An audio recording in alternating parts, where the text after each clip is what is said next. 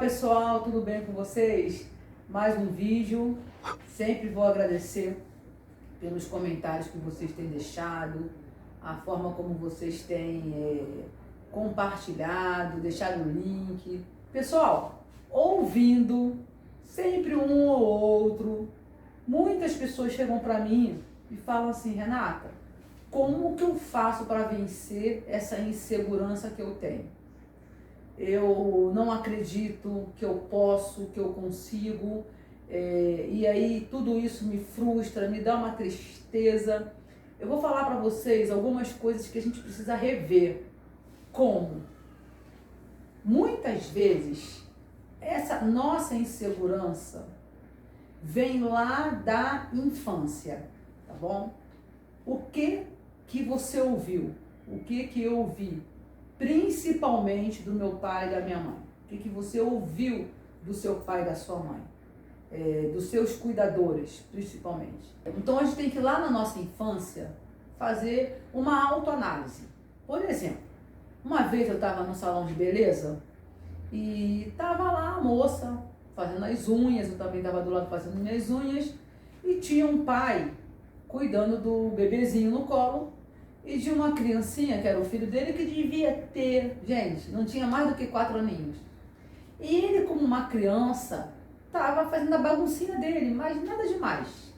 Correndo para lá, correndo para cá, porque a mãe já estava ali há mais de 1 hora e ele era só uma criança e o ambiente não era tão grande. O pai aí ficava assim para ele: olha a mulher velha, olha a velha, olha a mulher velha. E o pai só falava isso. Claro que eu olhava e eu não falei nada. Mas aquilo ali pode ser lá na frente a destruição da autonomia, da independência, do desenvolvimento daquela criança na fase adulta. Porque, inclusive, dependendo do perfil dele, de personalidade, tá? Ele pode até tomar uma aversão, ele pode desenvolver até um pânico, quanto mais ser inseguro. Sabe quando a pessoa fala assim: olha, se você atravessar a rua, o homem do saco vai te pegar. Se você não me obedecer, você vai levar uma injeção. E quantas pessoas já chegaram para levar os filhos para colher o sangue lá no laboratório? A criança vê a tal da agulha, o precisar ir no pronto-socorro, a crise, o surto que aquela criança tem. Quantas vezes nós fazemos isso com uma criança? Criança não tem estrutura psíquica para poder, por exemplo, ver um filme de terror, usar muito tempo um celular, ficar na frente das redes sociais, porque é na fase ali, né, da criança que está a informação ali, ó, o cérebro, a percepção, é tudo muito delicado na vida de uma criança. Por isso que muitas vezes quando alguém me pergunta: Renata, como que eu faço para vencer essa insegurança que eu tenho? Eu não me acho capaz. Todo mundo fala que eu sou tão inteligente, mas eu acho que eu não posso fazer uma faculdade.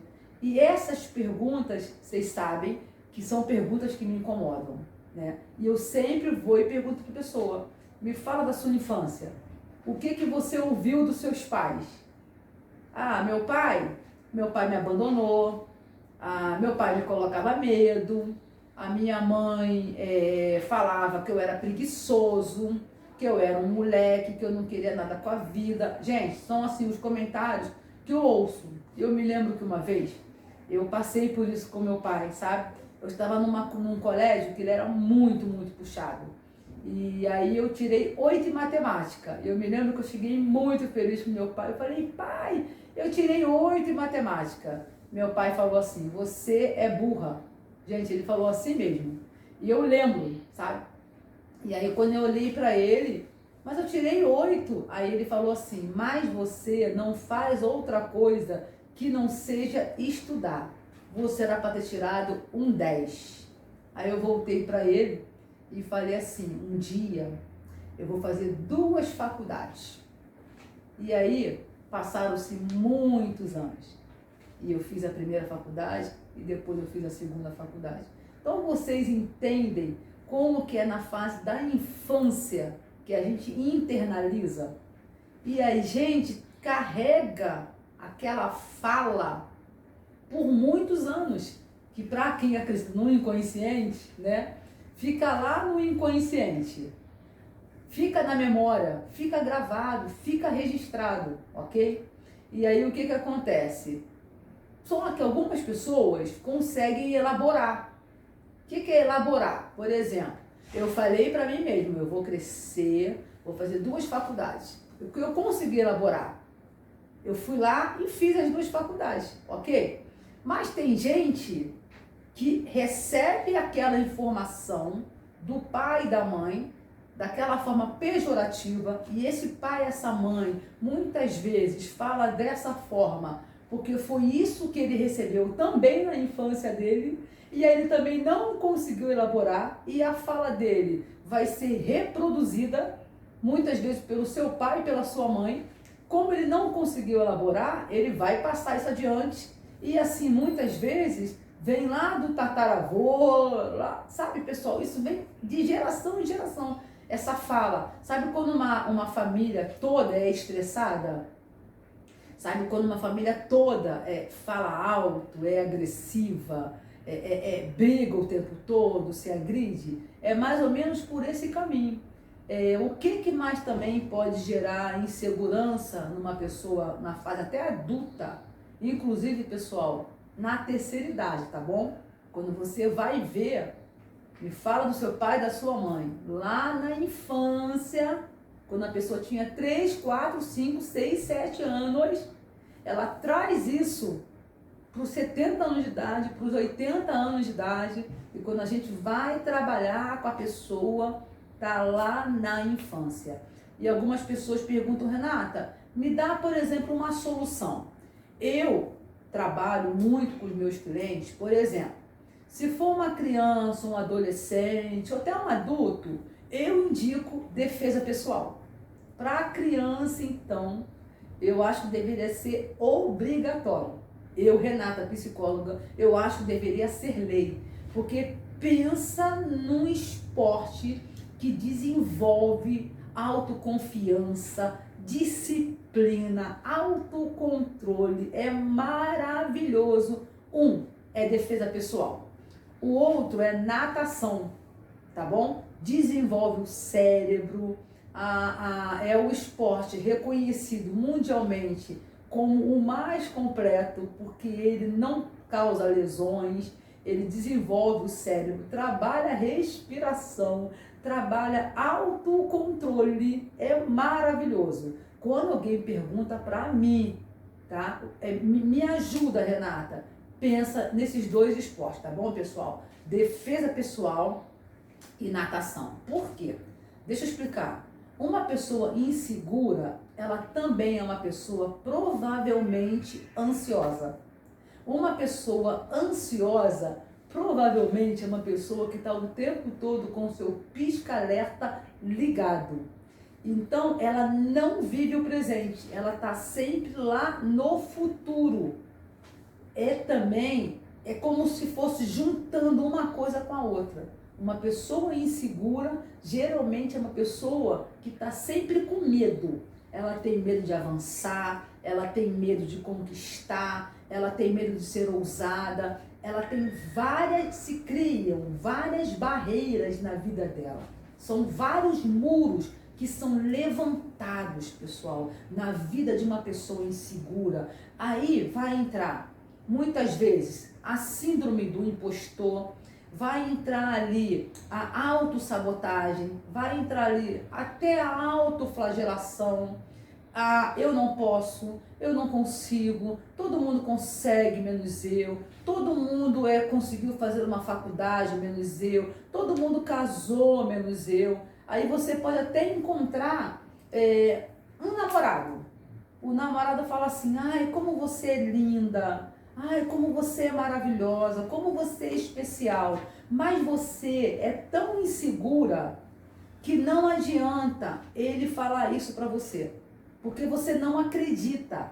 Porque uma pessoa insegura, ela não tem segurança nela mesma. Uma pessoa que não tem segurança, ela não consegue ser forte, ela não consegue ser firme. E ainda tem uma coisa, ela fica vulnerável, olha só, ela fica frágil, ela pode desenvolver um estresse emocional, ela pode desenvolver uma depressão. Pessoal, por favor, vamos trabalhar essa insegurança na terapia, na defesa pessoal. Olha, também tem uma coisa muito interessante, pasmem vocês, a dança, né? Dança do ventre, qualquer tipo de dança que você achar legal, ajuda muito, muito, muito, muito. Ler bons livros sobre esses assuntos também, palestras motivacionais.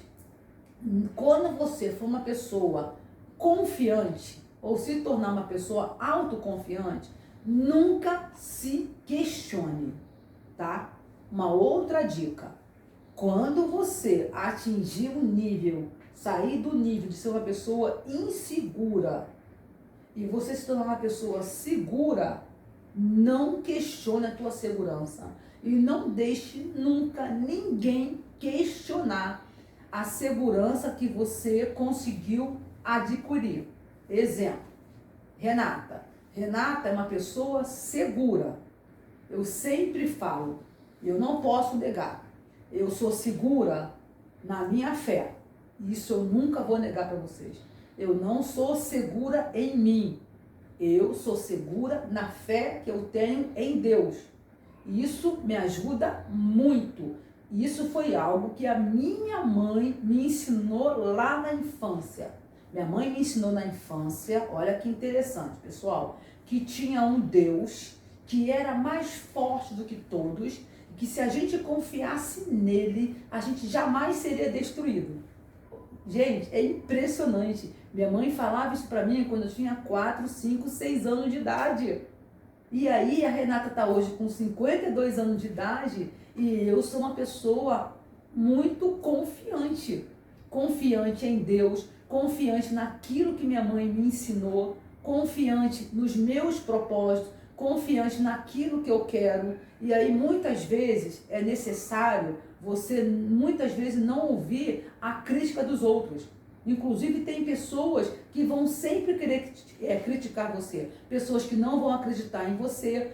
E para você vencer também muitas vezes essa insegurança, é necessário muitas vezes, uma outra dica, você começar a não dar ouvido para as outras pessoas.